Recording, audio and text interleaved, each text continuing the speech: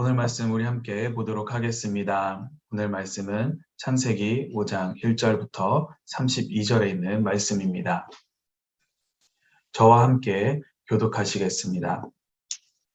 아담의 역사에 대한 기록은 이렇습니다. 하나님께서 사람을 창조하실 때 하나님의 형상을 따라 만드셨습니다. 하나님께서 그들을 남자와 여자로 만드셨습니다. 그들이 창조되던 날에 하나님께서 그들에게 복을 주시고 그들의 이름을 사람이라 부르셨습니다. 아담이 130세에 자기의 모양을 따라 자기의 형상대로 아들을 낳고 그 이름을 셋이라 불렀습니다. 셋을 낳은 후 아담은 800년을 더 살면서 다른 자녀들을 낳았습니다. 아담은 모두 930년 동안 살다가 죽었습니다. 셋은 105세에 에노스를 낳았습니다. 에노스를 낳은 후 807년을 더 살면서 다른 자녀들을 낳았습니다. 셋은 모두 912년을 살다가 죽었습니다. 에노스는 90세에 게난을 낳았습니다. 게난을 낳은 후 815년을 더 살면서 다른 자녀들을 낳았습니다. 에노스는 모두 905년을 살다가 죽었습니다. 게난은 70세에 마할랄레를 낳았습니다. 마할랄레를 낳은 후 840년을 더 살면서 다른 자녀들을 낳았습니다. 게난은 모두 910년을 살다가 죽었습니다. 마할랄렐은 65세에 야렛을 낳았습니다. 야렛을 낳은 후 830년을 더 살면서 다른 자녀들을 낳았습니다. 마할랄렐은 모두 895년을 살다가 죽었습니다. 야렛은 162세에 에녹을 낳았습니다. 에녹을 낳은 후 800년을 더 살면서 다른 자녀들을 낳았습니다. 야렛은 모두 962년을 살다가 죽었습니다. 에녹은 65세에 무드셀라를 낳았습니다. 무드셀라를 낳은 후 300년 동안 하나님과 동행하며 다른 자녀들을 낳았습니다. 에녹은 모두 365년을 살았습니다. 에녹은 하나님과 동행하다가 세상에서 사라졌는데 하나님께서 그를 데려가셨기 때문입니다. 무드셀라는 187세에 라멕을 낳았습니다. 라멕을 낳은 후 782년을 더 살면서 다른 자녀들을 낳았습니다. 무드셀라는 모두 969년을 살다가 죽었습니다. 라멕은 182세의 아들을 낳았습니다. 그는 아들의 이름을 노아라 부르면서 여호와께서 저주하신 땅으로 인해 우리가 겪은 일과 우리 손의 수고로움으로부터 이 아들이 우리를 위로할 것이다 라고 말했습니다. 노아를 낳은 후 라멕은 595년을 더 살면서 다른 자녀들을 낳았습니다. 라멕은 모두 777년을 살다가 죽었습니다. 노아는 500세가 넘어 셈, 함, 야벳을 낳았습니다. 오늘도 언제나 주님과 동행하시는 삶이 되시기를 소망합니다. 창세기 5장은 아담으로 시작해서 노아로 끝이 나는 족보를 기록을 하고 있습니다. 그리고 그 시작은 하나님께서 지으신 창조의 내용을 시작으로 하고 있습니다. 우리 1절 말씀 함께 보도록 하겠습니다. 아담의 역사에 대한 기록은 이렇습니다. 하나님께서 사람을 창조하실 때 하나님의 형상을 따라 만드셨습니다. 아멘. 여러분들도 잘 아시겠지만 하나님께서 창조하실 때 가장 먼저 창조하신 것은 사람이 아니라 빛이죠. 빛을 만들고 해, 달, 별도 만드시고 하늘도 만드시고 바다도 만드셨습니다. 하나님의 그 창조하신 것들을 보면은 규모와 임팩트를 놓고 보면은 크고 놀라운 것이 정말 많습니다. 그런데 이 모든 것들이 지금 5장 1절에는 기록되어져 있지 않아요. 1절을 보면은 1절에 담겨져 있는 창조 관련된 것은 하나님께서 마지막에 창조하신 사람만이 기록되어져 있습니다. 사람들은 창세기 1장을 읽고 대부분 많이 기억하시는 것들이 창조하신 빛을 많이들 기억하십니다. 가장 먼저 창조된 것도 있고 빛이 있으라라는 이 말이 기억하기 쉽기 때문인 것 같습니다. 하지만 5장에서 창조를 요약을 할 때 하나님께서는 사람을 창조하신 것만을 언급을 하십니다. 하나님께서 다른 창조물들이 아니라 사람을 창조하신 것을 언급하신 것은 하나님께서 천지를 창조하신 목적이 바로 사람에게 있기 때문입니다. 다른 창조물에 비해서 규모도 작고 스펙타클하지도 않지만 사람은 하나님의 형상을 따라 만들어진 존재입니다. 하나님의 형상이 담겨져 있다라고 하는 것은 우리들의 가치를 나타냅니다. 우리들의 가치가 바로 하나님을 닮았다. 우리들의 속사람, 우리들의 중심이 하나님을 닮았다라는 것입니다. 이렇게 하나님의 형상을 닮은 사람을 하나님께서 창조하셨는데 어떻게 창조하셨는가요? 우리 2절 말씀 함께 보도록 하겠습니다. 하나님께서 그들을 남자와 여자로 만드셨습니다. 그들이 창조되던 날에 하나님께서 그들에게 복을 주시고 그들의 이름을 사람이라 부르셨습니다. 아멘. 하나님께서 창조하실 때 먼저 남자 여자를 만드셨고 그들에게 복을 주셨습니다. 그리고 사람이라고 부르셨어요. 이름을 부르셨습니다. 이 2절 말씀 가운데 나오는 세 가지 동사, 만드시고, 주시고, 부르셨다라고 하는 것을 생각해 보면은 우리는 한 가지를 알 수 있습니다. 바로 이 모든 동사의 주체가 사람이 아니라 하나님이시라는 거예요. 하나님께서 직접 나서셔서 직접 창조하셨다라는 것입니다. 사람을 창조하셨어요. 복을 주셨고, 하나님께서 직접 그들에게 이름을 주셨습니다. 여러분들은 자신을 보면서 얼마나 만족하며 사시는지 한번 생각해 보시기 바랍니다. 자신의 얼굴과 신체 조건과 자신의 성격과 자신의 재능에 대해서 어느 정도 만족감을 가지고 사시는지는 잘 모르겠지만 우리가 나의 자신을 보면서 알아야 하는 것은 그러면서 실망하는 것이 아니라 뿌듯해하면서 자랑스럽게 생각해야 되는 것은 바로 우리를 창조하시는 분이 바로 하나님이시라는 거예요.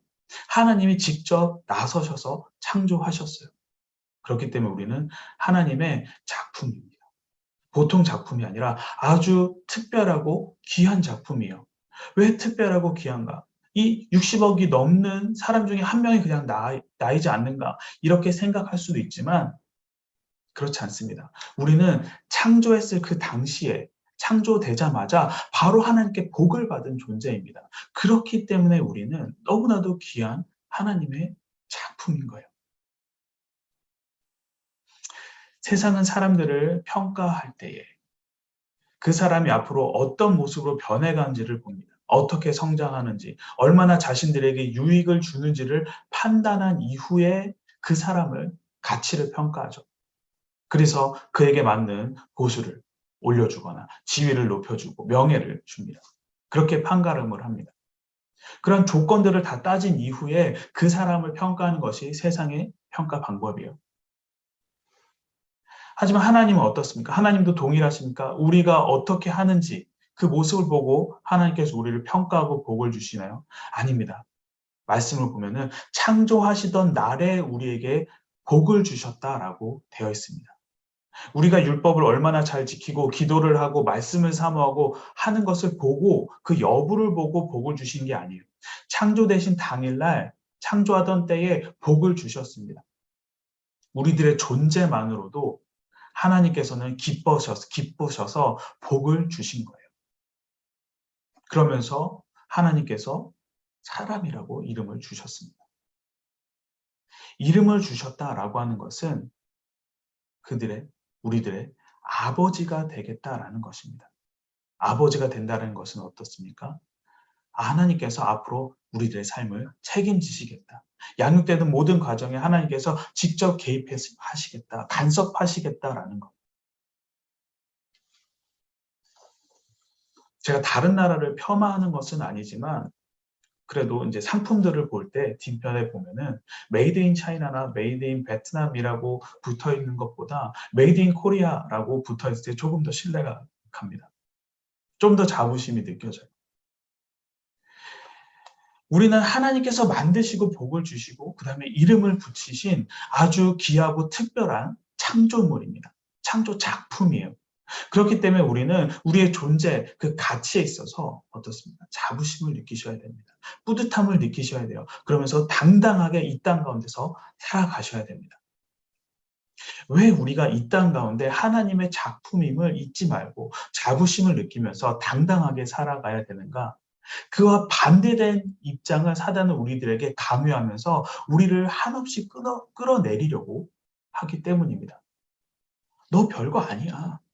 그 다른 이들과 똑같아. 그러니까 너도 다른 사람들처럼 너 하고 싶은 거 하면서 대충대충 살다가 죽으면 되는 거야. 그게 너의 인생의 결말이야. 라고 사단은 유혹을 합니다. 그래서 자신의 하고 싶은 대로 인간 중심적인 삶을 살도록 계속해서 유혹을 하고 우리를 끌어내리죠. 그런 유혹에, 사단의 유혹에 많은 사람들이 넘어가고 쓰러지고 좌절합니다. 하지만 여러분 분명하게 기억하시기 바랍니다. 여러분은 하나님께서 지으시고 복을 주시고 이름을 붙여주신 하나님의 걸작품입니다. 하나님께서 아버지가 되셔서 여러분들을 특별히 자녀 삼아 주셨고 이끌어주고 계십니다. 사단이 유혹이 오면 당당히 너는 나와 다르다 라고 선언하시고 물리치시는 여러분 되시기를 소망합니다. 이어지는 3절부터 본격적으로 아담의 족보가 시작이 됩니다. 이 족보가 나오는 내용을 살펴보면은 크게 세 가지로 구분이 되어집니다. 누가 몇 세의 아들을 낳고 몇 세까지 자녀를 낳았고 그 다음에 몇 세까지 살았다. 이 세 가지 패턴이 계속해서 이어지고 있습니다. 어렸을 때 이 창세기에 나오는 창세기 5장에 나오는 아담의 족보를 읽으면서 이런 생각을 했어요. 이거 왜 굳이 왜 하나님 기록 왜 해놓으셨지? 몇 세 죽고 몇 세 아들 낳고 그 나이가 참 중요한가? 라고 생각을 했습니다. 그런데 여러분 성경에서는 한 절도 필요 없는 말씀이 없습니다. 모든 것이 다 하나님의 크고 놀라운 뜻이 하나님 말씀 가운데 다 담겨져 있어요. 이 족보도 마찬가지입니다. 족보를 하나님께서 기록하게 하신 것, 누가 누구를 낳고 몇 세까지 자녀를 낳고 몇 세까지 죽었다 하는 이 패턴을 우리들에게 계속해서 보여주시는 것은 이 패턴을 통해서 가정의 중요성을, 가정 공동체의 중요성을 알려주는 거예요. 여러분, 가정을 이루기 위해서는 무엇이 필요합니까? 부부가 필요하죠. 부부가 필요하고 그 사이에 자녀가 태어납니다. 그래서 하나의 가정이라는 공동체가 이루어지죠. 이 공동체를 이루어 살아가는 것이 하나님께는 너무나도 중요한 거예요. 하나님께서는 한 사람이 이룬 업적도 그 한 사람이 축적한 부도 어떠한 그 승리보다도 하나님께 중요한 것은 바로 이 가정입니다. 하나님께서는 그 가정 공동체가 얼마나 하나님 보시기에 좋았는가 이것이 중요하세요. 하나님께서 왜 이 가정이라는 공동체를 중요시 여기면서 이것이 이어지는 것을 중요하게 생각을 하시는가? 오늘 아담의 족보를 보면은 노아로 끝이 납니다. 하지만 이 노아로 끝이 나는 이 아담의 족보는 노아에서 끝이 나는 것이 아니라 나중에 어디까지 이어집니까? 예수님까지 이어집니다. 하나님의 뜻하신 구속 사역이 계속해서 이 계보를 따라서 이어가게 되어 있어요. 아담에서 예수님까지 그 거룩한 신앙의 계보를 이어가는 과정을 하나님께서는 우리들에게 보여주고 계십니다. 그리고 하나님께서는 이 가정이라는 믿음 공동체, 신앙 공동체를 우리들에게 보여주고 계신 거예요. 너희들의 가정이 이런 거룩한 계보를 잇기 위해서는 믿음, 하나님 안에 거하는 공동체가 되어야 된다. 하나님 보시기에 좋은 하나님의 뜻을 이어가는 가정이 되어라라고 우리들에게 알려주고 계십니다. 그렇다면 하나님의 뜻을 이어가기 위한 하나님 보시기에 좋은 거룩한 가정은 어떤 모습일까요? 그 모습의 패턴이 그 모습을 에녹이 아주 잘 보여주고 있습니다.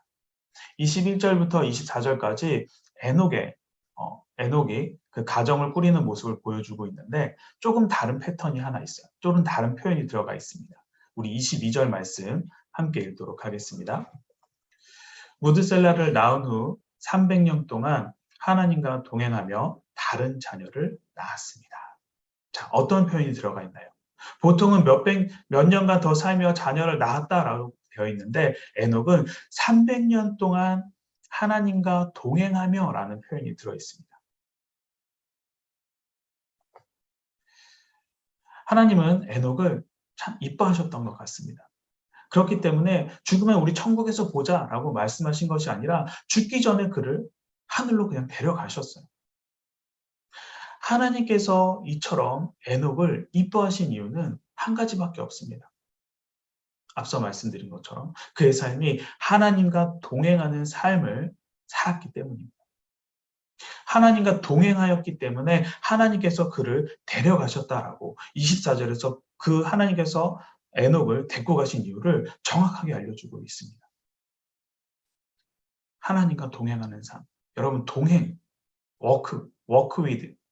이것은 무엇입니까? 동행이라고 하는 것은 풀면 그냥 쉽습니다. 함께 걷는 거예요. work with. 여러분, 근데 함께 걷기 위해서는 어떠해야 될까요? 방향이 맞아야 돼요. 그리고 속도도 맞아야 됩니다.